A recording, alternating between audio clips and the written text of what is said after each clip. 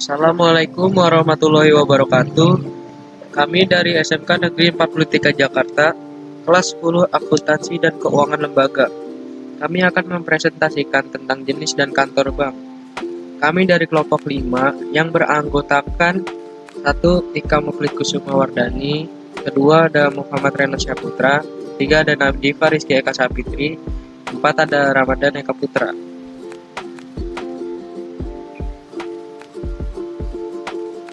Yang pertama ada perbankan adalah segala sesuatu yang menyangkut kegiatan bank, kelembagaan, kegiatan usaha, serta cara dan proses dalam melaksanakan kegiatan usahanya.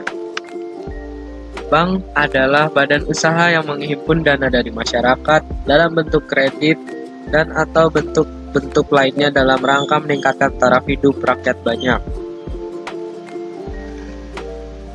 Dan berikutnya ada jenis-jenis bank. Berdasarkan kegiatan usahanya, 1. Bank Indonesia, kedua ada bank umum, yang ketiga ada bank perkreditan rakyat, yang keempat ada bank syariah. Bank Indonesia, berdasarkan pasal 4 Undang-Undang Nomor 3 Tahun 2004 tentang perubahan atas Undang-Undang Nomor 23 Tahun 1999 tentang Bank Indonesia. Bank Indonesia adalah 1. Bank Sentral Republik Indonesia. Kedua, lembaga negara yang independen dalam melaksanakan wewenangnya, bebas dari campur tangan pemerintah atau pihak lain, kecuali untuk hal-hal yang secara tegas diatur dalam undang-undang. Yang ketiga, badan hukum berdasarkan undang-undang yang mengemban tugas menetapkan dan melaksanakan kebijakan moneter, mengatur dan menjaga kelancaran sistem pembayaran, mengatur dan mengawasi kegiatan perbankan di Indonesia.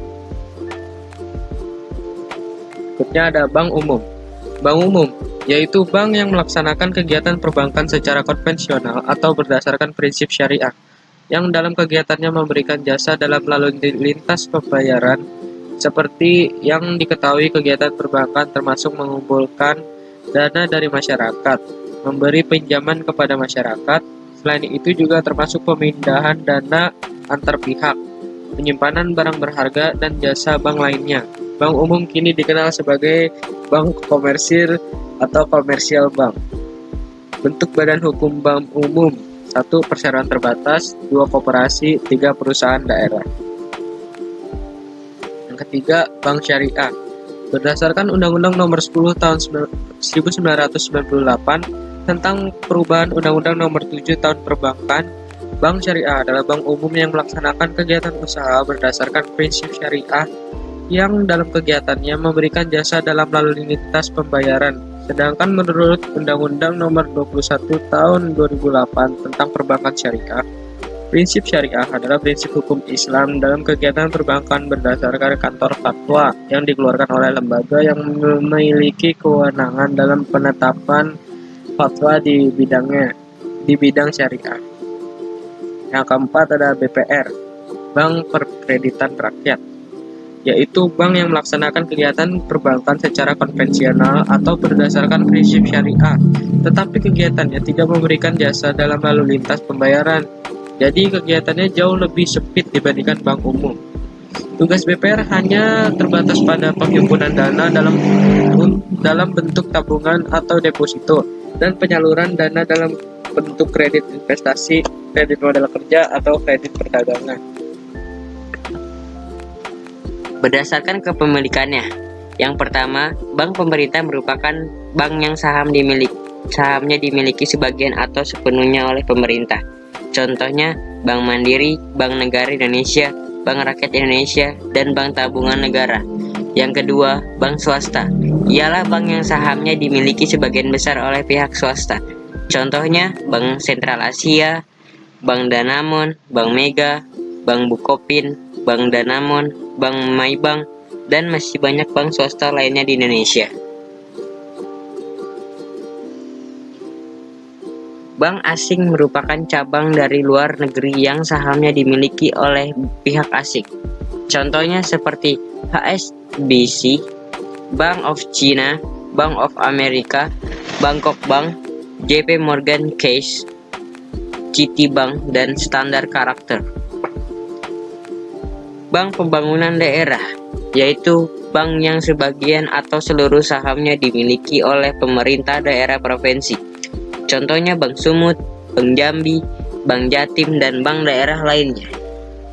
Bank campuran ialah bank yang didirikan oleh satu atau lebih bank umum berkedudukan di Indonesia dengan satu atau lebih bank berkedudukan di luar negeri.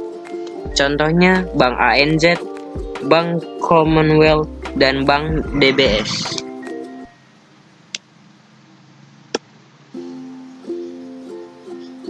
Berdasarkan status, yang pertama Bank Devisa, yaitu bank yang dapat melayani masyarakat untuk transaksi luar negeri atau berhubungan dengan mata uang asing seperti transfer ke luar negeri, transfer cekue, transaksi luar negeri lainnya.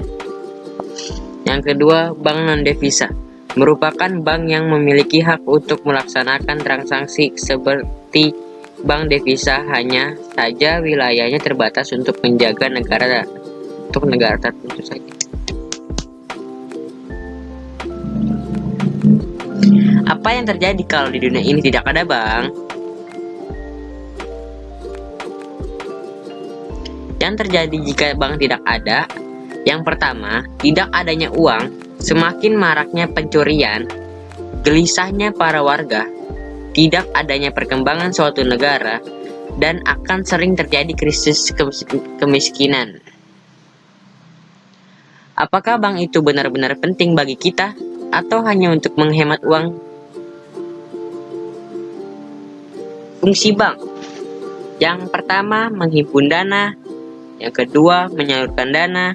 Yang ketiga, menyediakan layanan jasa bank. Yang keempat, melancarkan transaksi internasional. Yang kelima, sebagai sarana investasi. Dan yang keenam, sebagai tempat menyimpan barang berharga. Berdasarkan fungsi bank tersebut, sudah bisa disimpulkan bahwa bank tidak hanya untuk menghemat uang saja. Apa peranan bank bagi perekonomian suatu negara?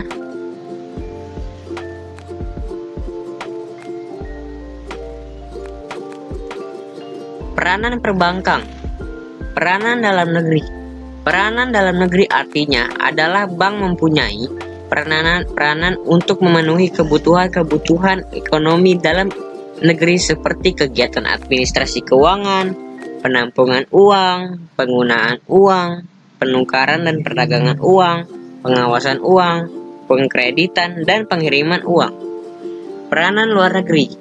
Peranan perbankan untuk luar negeri meliputi hal-hal yang berkaitan dengan lalu lintas devisa, hubungan perdagangan, dan hubungan moneter antar negara.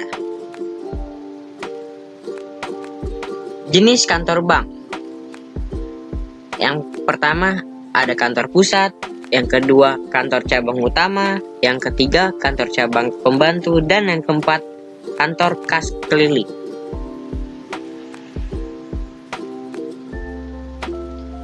Sekian, mohon maaf apabila ada kesalahan dan kekurangan. Terima kasih atas perhatiannya.